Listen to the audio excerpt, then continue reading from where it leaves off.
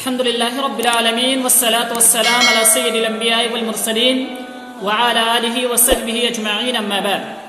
أعوذ بالله من الشيطان الرجيم بسم الله الرحمن الرحيم وما أمروا إلا ليعبدوا الله مخلصين له الدين حنفاء ويقيموا الصلاة ويؤتوا الزكاة وذلك دين القيمة. اللہ رب العالمین نے اس آیت کریمہ کے اندر بیان فرمایا کہ ان کو یہی حکم دیا گیا تھا کہ وہ خالص اللہ رب العالمین کی عبادت کرے، یکسو ہو کر نماز قائم کرے، زکوٰۃ دے، اور یہی سچا دین. جب ہم اس آیت کے اندر غور کریں گے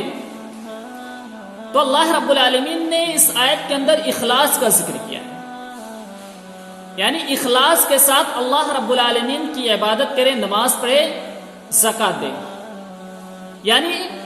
معلوم کیا ہوا کہ ہر عبادت کے اندر اخلاص کا ہونا ضروری ہے، اور یہ اخلاص دل سے تعلق رکھتی ہے، یعنی دل کے اندر نیت کا ہونا ضروری ہے، اخلاص کا ہونا ضروری ہے. یعنی اگر عبادت، چاہے عبادت کیسی بھی ہو، مالی ہو، بدنی ہو، زبانی ہو، اگر اس کے اندر خالص اللہ رب العالمین کے لیے نہیں ہوگی، اخلاص نہیں پایا جائے گا. اخلاص کا مطلب خالص اللہ رب العالمین کے لیے عبادت کرنا. اگر اس کے اندر اخلاص نہیں پائی جائے گی تو عبادت قابل قبول نہیں ہوگی. اور یہ دل سے تعلق رکھتی ہے، یعنی دل کے اندر نیت کرنا ضروری ہے کہ میں صرف اور صرف اللہ رب العالمین کی عبادت کرتا ہوں، اس کے علاوہ کسی اور کی نہیں. اگر ہمارے دل میں کوئی اور جذبہ پیدا ہو جائے، کسی اور کے دکھاوے کے لیے، کسی اور کے لیے کر رہے ہیں، تو وہ ریاکاری ہوگی. اور جیسا کہ معلوم ہے کہ ریاکاری شرک ہے، جس کو اللہ رب العالمین کبھی معاف نہیں کرے گا. اور ایسے اللہ رب العالمین دوسری آیت کے اندر بیان فرماتا ہے لَن يَنَالَ اللَّهُ لُحُومُهَا وَلَا دِمَاؤُهَا وَلَكِنْ يَنَالُهُ التَّقْوَى مِنكُمْ، کہ اللہ رب العالمین کو تمہارے جانوروں کا گوشت، خون نہیں پہنچتا، نہیں دیکھتا اللہ رب العالمین، بلکہ اللہ رب العالمین تمہارے تقوی کو دیکھتا ہے. اور یہ تقوی، پرہیزگاری،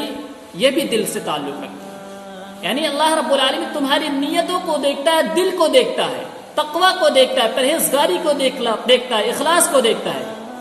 یعنی جو تم اللہ رب العالمین کے لیے جانور ذبح کرتے ہو، قربان کرتے ہو، وہ کس کے لیے؟ اللہ رب العالمین کے لیے کرتے ہو یا کسی اور کے لیے، غیر اللہ کے لیے کرتے ہو؟ تو اگر تمہاری عبادت، تمہاری یہ ذبیحہ، یعنی تمہاری یہ قربانی خالص اللہ رب العالمین کے لیے ہے، تو اللہ رب العالمین تمہیں اس کا ثواب ضرور دے گا. لیکن اگر کسی اور کے لیے ہے، اگر یہ تقوی اللہ رب العالمین کے لیے نہیں ہے، اخلاص اللہ رب العالمین کے لیے نہیں ہے، تو یہ عبادت قابل قبول نہیں ہوگی. ایک حدیث کے اندر حضرت ابن عمر بن خطاب رضی اللہ تعالی عنہ بیان کرتے ہیں کہ اللہ کے نبی صلی اللہ علیہ وسلم نے بیان فرمایا کہ اللہ کے نبی صلی اللہ علیہ وسلم کو میں نے فرماتے ہوئے سنا کہ اللہ کے نبی صلی اللہ علیہ وسلم نے بیان فرمایا کہ انما الاعمال بالنیات، کہ عمل کا دار و مدار نیتوں پر ہے. اعمال کا دار و مدار نیتوں پر ہے. معلوم کیا ہوا کہ اعمال کیسے بھی ہو، چاہے وہ صدقہ خیرات ہو، نماز ہو، روزہ ہو، زکوٰۃ ہو، اعمال کیسے بھی ہو، اس کا دار و مدار نیتوں پر ہے. یعنی نیت ہر عبادت کے لیے ضروری ہے، اور نیت دل سے کر لینا ضروری ہے، زبان سے نہیں، دل میں کرنے سے اللہ رب العالمین کے لیے کرتا ہے تو وہ نیت اللہ رب العالمین کے لیے ہی ہوگی. جیسے کہ اس حدیث کی پوری حدیث اس طرح ہے کہ اللہ کے نبی صلی اللہ علیہ وسلم نے بیان فرمایا کہ انما الاعمال بالنیات، کہ عمل کا دار و مدار نیتوں پر ہے. تو جس شخص نے جیسی نیت کی ہوگی اس کو ویسے ہی جزا و سزا ملے گا. تو جس شخص کی ہجرت اللہ اور اس کے رسول کے لیے ہے تو اس کی ہجرت اللہ اور اس کے رسول کے لیے ہوگی. اور جس شخص نے ہجرت دنیا کمانے کے لیے یا کسی عورت سے شادی کرنے کی غرض سے ہجرت کی تو اس کی ہجرت اسی کے لیے ہے. معلوم کیا ہوا اس حدیث سے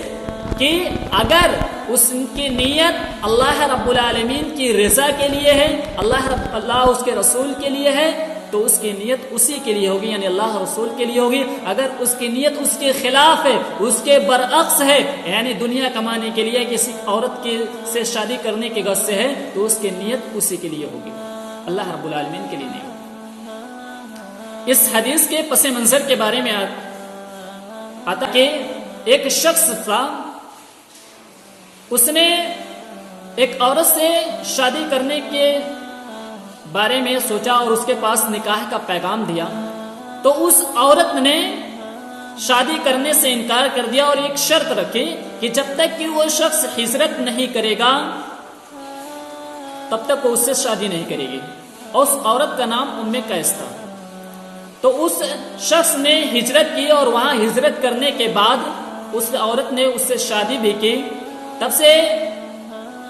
صحابہ کرام میں اس کا نام مہاجر ام قیس کے نام سے مشہور ہو گیا۔ تو معلوم کیا ہو کہ اس نے ہجرت نکاح کی غرض سے کیا، تو اس کی ہجرت اسی کے لیے ہوگی، اللہ اور اس کے رسول کے لیے نہیں ہوگی، یعنی نیت کا ہونا ضروری ہے، اور یہ دل سے تعلق رکھتی ہے، اور دل کے اندر نیت کرنا ضروری ہے، زبان سے ضروری نہیں۔ جیسے کہ عام لوگوں کو ہم دیکھتے ہیں کہ نماز پڑھتے وقت زبان سے نیت کرتے ہیں، یہ بدعت ہے، کہیں ایسا آیا ہی نہیں، صرف نیت دل میں کر لینا ہے، اللہ رب العالمین تمہاری نیتوں کو بھی دیکھتا ہے، جانتا ہے۔ ایسے ایک اور حدیث کے اندر حضرت عائشہ رضی اللہ تعالیٰ عنہ بیان کرتی ہیں کہ وہ کہتے ہیں کہ اللہ کے نبی صلی اللہ علیہ وسلم نے بیان فرمایا کہ ایک لشکر خانہ کعبہ پر چڑھائی کرنے کے لیے آئے گا، اور اللہ رب العالمین اس کے اول و آخر کو زمین میں دھسا دے گا، یعنی جو اس کے سب لوگوں کو زمین میں دھسا دے گا۔ حضرت عائشہ کہتی ہیں کہ اللہ کے نبی صلی اللہ علیہ وسلم وہاں تو بازار کے لوگ بھی ہوں گے، عام افراد بھی لوگ ہوں گے، اور ایسے بھی لوگ ہوں گے جو اس لشکر کے نہیں ہوں گے، تو کیا وہ لوگ بھی دھسا دیے جائیں گے؟ اللہ کے نبی صلی اللہ علیہ وسلم نے بیان فرمایا کہ ہاں، سب کے سب دھسا دیے جائیں گے۔ پھر آپ صلی اللہ علیہ وسلم نے بیان فرمایا ثم یبعثون علی نیاتہم، پھر وہ اپنی نیتوں پر اٹھائے جائیں گے۔ معلوم کیا ہوا کہ اللہ رب العالمین سب کو اول آخر کو سب کو زمین میں دھسا دے گا۔ پھر قیامت کے روز جب اللہ رب العالمین ان کا حساب و کتاب کرے گا، حساب لے گا، تو وہ سب کے سب اللہ رب العالمین ان کے نیتوں کے حساب سے انہیں جزا سزا دے گا، یعنی جو لوگ اس میں شامل نہیں ہوں گے، ان کی نیت نہیں ہوگی، اللہ رب العالمین انہیں سزا نہیں دے گا، اور جن کی نیت ویسی ہوگی اللہ رب العالمین ان کی نیت کے مطابق ان کو جزا دے گا۔ تو معلوم کیا ہوا اس حدیث سے کہ ہر عبادت میں اخلاص کا، تقوی کا، نیت کا ہونا ضروری ہے، عبادت کیسی بھی ہو۔ اگر اس میں نیت نہیں ہے، خالص اللہ رب العالمین کے لیے نیت نہیں ہے، اخلاص نہیں ہے، تقوی نہیں ہے، تو عبادت قابل قبول نہیں ہوگی۔ اور عبادت کا تعلق دل کا، نیت کا تعلق دل سے ہوتا ہے، تقوی کا بھی تعلق دل سے ہوتا ہے، اخلاص کا تعلق دل سے ہوتا ہے، اور دل میں اگر اللہ رب العالمین کے لیے خالص جو ہم عبادت کرتے ہیں اللہ رب العالمین کی رضا کے لیے ہو، اس کے علاوہ کسی اور کے لیے نہ ہو، تبھی ہماری عبادت قابل قبول ہوگی، نہیں تو پھر ہماری عبادت قابل قبول نہیں ہوگی۔ آخر میں اللہ رب العالمین سے دعا ہے کہ اللہ تعالیٰ ہمارے اندر تقوی، شیاری اور اخلاص سے عبادت کرنے کی توفیق عطا فرمائے، آمین۔